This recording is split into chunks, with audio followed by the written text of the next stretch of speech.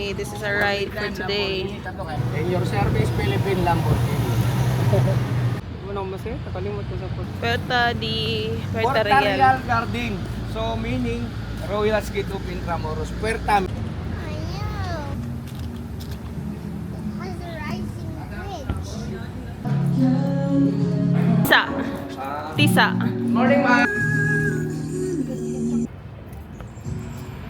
Tagusan po yan siya, ma'am. Padiretso po ng nung kapanahon lang ng mga Espanyol. Tahan din po ito.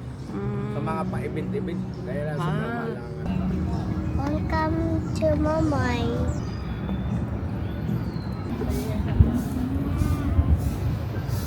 Hi. You here?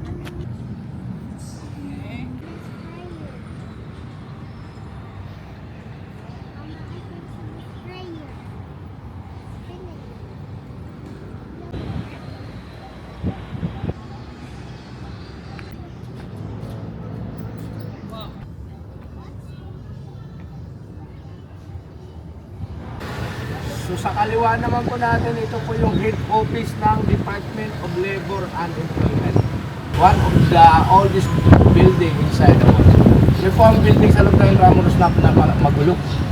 Magulo. Everyday dyan sa may marami nagpo-protest po dyan. Marami nagtrabaho. Mama, where's Kasi yun your po ang another one building, Manila Bulletin.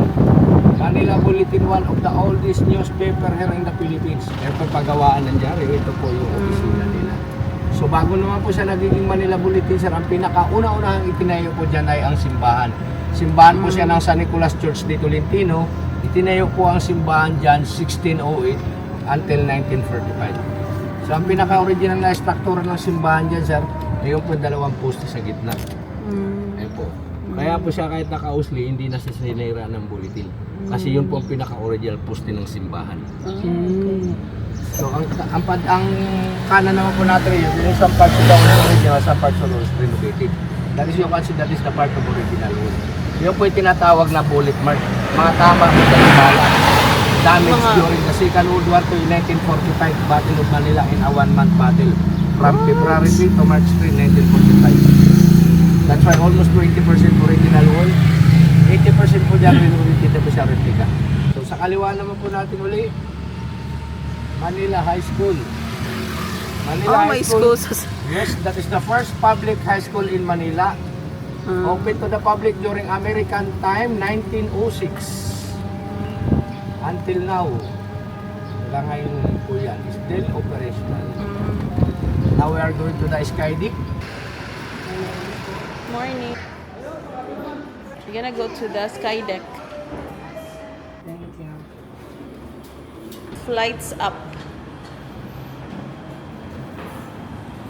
Mama, what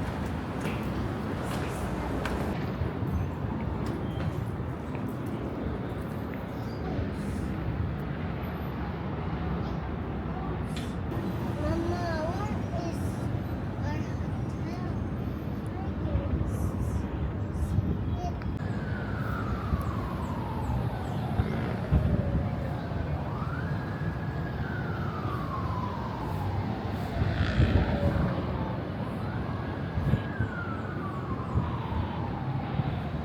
hotel?